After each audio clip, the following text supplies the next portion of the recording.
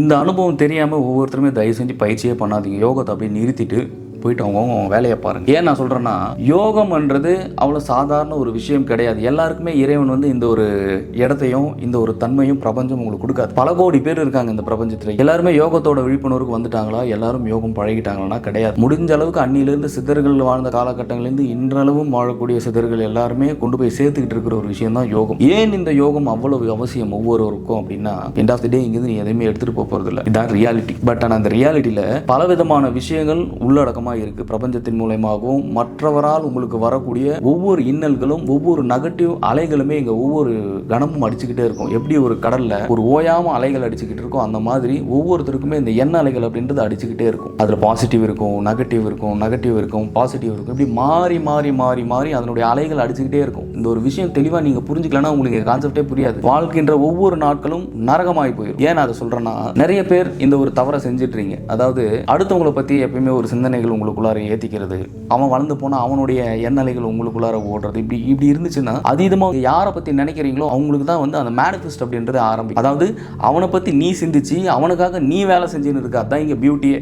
இந்த லாஜிக் உனக்கு புரியலன்னா உனக்கு ஆன்மீகம் புரியாது, இங்க உனக்கு எந்த கான்செப்டுமே புரியாது. நான் சொல்றது உண்மை. நான் எதையும் வந்து அனுபவபூர்வமா சொல்றதை தாண்டி ஒவ்வொன்றுமே குரு பிரம்மானந்த ஸ்ரீ சிவபிரபாகர சித்தயோகி சுவாமிகள் அவர்கள் என்ன சொல்றாரோ அந்த விஷயங்களை தான் நான் உங்களுக்கு கடத்திக்கிட்டு இருக்கேன். இறைவன் என்ன சொல்றாரோ அதை தான் கடத்திக்கிட்டு இருக்கேன்.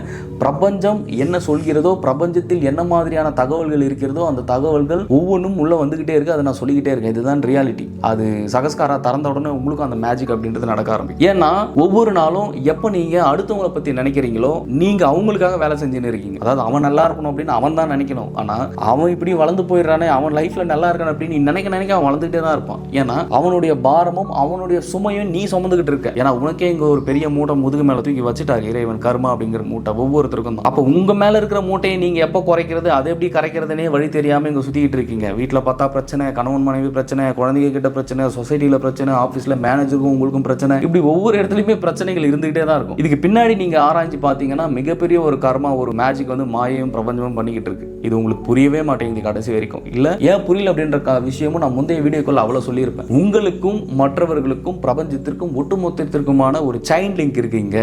அந்த செயின் லிங்க் மூலமா தான் இங்க எல்லாமே நகர்ந்துகிட்டு இருக்கு அப்படின்றத நான் தெளிவா பேசியிருப்பேன், தெளிவா சொல்லியிருப்பேன். ஏன்னா இந்த செயின் லிங்க் மூலமா தான் இங்கே ஒவ்வொரு விஷயமும் ஒவ்வொரு செயல்களுமே நகர்ந்துகிட்டு இருக்கு. ஃபார் எக்ஸாம்பிள், நீங்கள் உணவு சாப்பிட்றீங்கன்னா எங்கோ ஒரு இடத்துல ஒரு விவசாயி அவருடைய உழைப்பை உழைத்து அவர் விவசாயம் பண்ணி கொடுக்கக்கூடிய பொருளை தான் நீங்கள் எங்கேயோ வந்து உண்ணுகிட்டு இருக்கீங்க. அது யார் செஞ்சாங்க, எந்த இடத்துல அது விளைஞ்சிச்சு, அது எந்த ஊரில் விளையப்பட்டதுன்றது கூட தெரியாது. ஆனால் அது ஒரு செயின் லிங்க். இப்படி நீங்கள் உங்களுடைய வாழ்க்கையில் சந்திக்கக்கூடிய ஒவ்வொரு மனிதர்களும் ஒவ்வொரு சூழ்நிலைகளும் எல்லாருமே செயின் லிங்க். எல்லாமே டிசைன் செய்யப்பட்டது, எல்லாமே ஆல்ரெடி ஒரு டிசைனடு தான் இந்த பிரபஞ்சம். யாரால டிசைன் பண்ணது? பிரம்மமாய் என்றும் அழியா தன்மையில் இருக்கக்கூடிய இறைவன் சிவபெருமானால் டிசைன் பண்ணப்பட்ட மாபெரும் ஒரு சூட்சமத்தின் பிரம்மாண்டம் தான் இந்த பிரபஞ்சம். அந்த பிரபஞ்சத்துல நீங்களும் ஒருவர், நானும் ஒருவர், அனைவரும் ஒருவர். அப்போ இந்த பிரபஞ்சத்துல இந்த மாதிரியான விஷயங்கள்லாம் உலாவிட்டு இருக்கும்பொழுது உங்களுடைய கர்மாவை நீங்க குறைக்கிறதுக்கு உண்டான நேரத்தை நீங்க எடுத்துக்க மாட்டீங்க. அதற்குண்டான விழிப்புணர்வே கிடையாது. நீங்க எல்லாம் நினைச்சுக்கிறீங்க போய் நேரா போனா உழைச்சா பணம் சம்பாதிச்சிடலாம், உழைச்சா காசு வந்துடும், பணம் வந்துடும், நம்ம கஷ்டம் தீர்ந்துடும். இல்ல, நீங்க எத்தனை கோடி சம்பாதிச்சாலுமே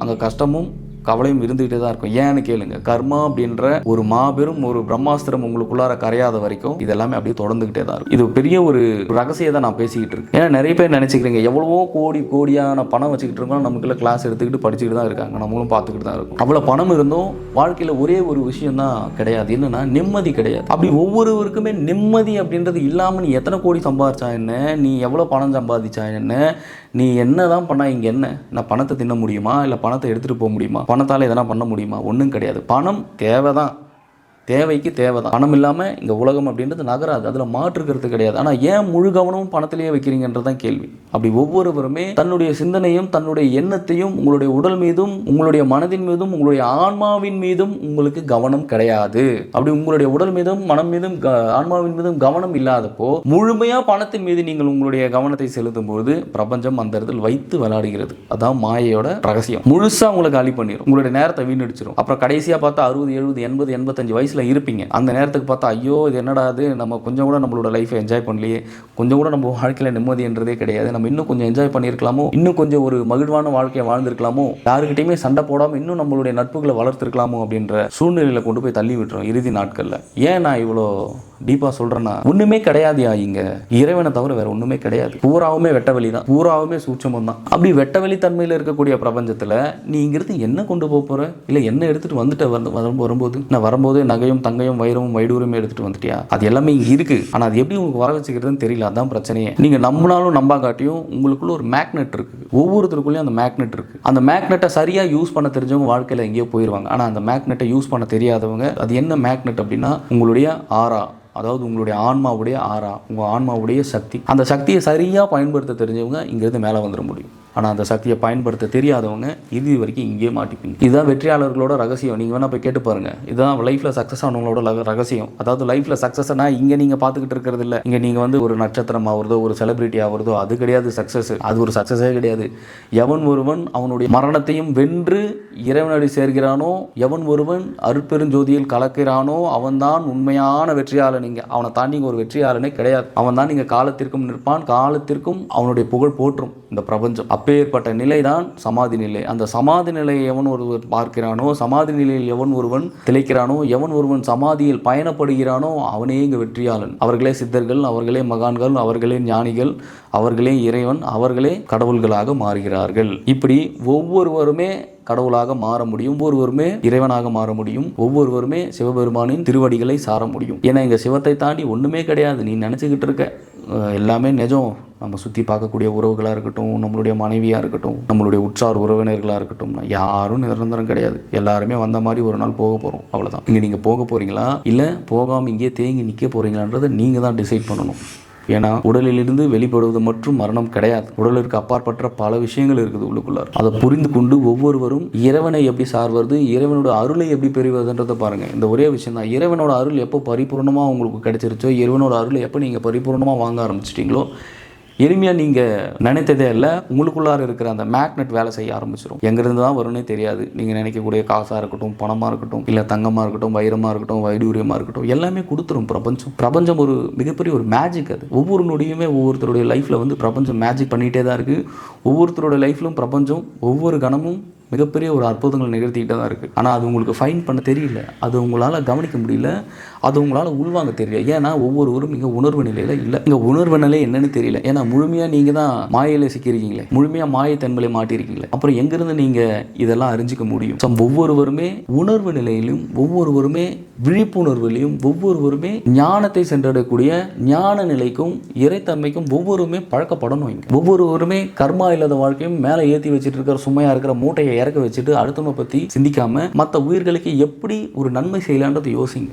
மற்ற உயிர்களுக்கு எப்படி நம்ம ஜீவகாருண்யம் பண்ணலாம், பல உயிர்களுக்கு எப்படி நம்ம அன்னம் அளிக்கலாம், பல உயிர்களுடைய பசியை நம்மளால் போக்க முடியுமான்றதை கவனிங்க. ஏன்னா நீங்களும் அவங்களும் வேற கிடையாது. மற்றவர்களுடைய பசியை போக்கும்பொழுது இறைவன் உங்களுடைய பசியை போக்குவான். இதுதான் நிதர்சனமான உண்மை. எப்பொழுது ஒரு மனிதன் மற்ற உயிர்களுக்கு ஒரு சேவை செய்ய நிறுத்துகிறானோ, எப்பொழுது ஒரு மனிதன் பல உயிர்களுக்கு அன்னம் அளிப்பதை நிறுத்துகிறானோ, அப்பொழுதே அவனுடைய கஷ்ட காலமும் அப்பொழுதே அவனுடைய துக்க காலமும் ஆரம்பிச்சிடும். அப்பவே கர்மா ஸ்டார்ட் ஆயிரும். இதனால தான் நம்ம முன்னோர்கள் அவ்வளோ ஒரு சூட்சமமாக வந்து கோவிலுக்கு போனாலும் அன்னதானம், இல்லை ஏதாவது ஒரு விசேஷமானாலும் ஒரு 100 சொந்தக்காரங்களை கூப்பிட்டு உட்கார வச்சு ஒரு அன்னதானம், இல்லை ஏதாவது ஒரு ஃபங்க்ஷன்ஸு ஏன் அந்த இடத்துல அன்னமளிப்பு விழா வச்சாங்க. எல்லாமே விஷயம் இருக்கிற உயிர்களை நேசிக்க தெரியாதவன் வந்து இங்கே அன்ஃபிட். எப்போ ஒருவன் போட்டி பொறாமை பிற உயிர்களை பார்த்து பொறாமைப்படாமல் மற்ற உயிர்களுக்கு சேவை செய்கிறானோ, கம்ப்ளீட்டாக இறைவன் அவங்களை டேக் ஓவர் பண்ணிடுவார். கம்ப்ளீட்டாக இறைவன் அவங்களை கொண்டு போய் எங்கேயோ கொண்டு போய் நிறுத்திடுவார். நீங்கள் எந்த ஜீவசமாதிக்கு போனாலும் அங்கே உணவு கொடுப்பாங்க. நீங்கள் எங்கே போனாலுமே உணவு இருக்கும். ஒரு பசின்னு வந்து நிற்கும் பொழுது அந்த இடத்துல ஒருத்தவங்க உணவே கொடுக்க முடியலன்னா, நீ வச்சுக்கிட்டு உன்னாலும் மற்றவங்களுக்கு உணவு கொடுக்க முடியலன்னா என்னையா வாழ்க்கை, எப்படி அவனுடைய கர்மா போகும்? என்னையா எடுத்துகிட்டு போகிறோம் இங்கேருந்து? ஒன்றுமே கிடையாது. இறுதியில் எல்லாமே சாம்பல் தாயா. இறுதியில் அனைத்துமே பயனற்று போயிடும்.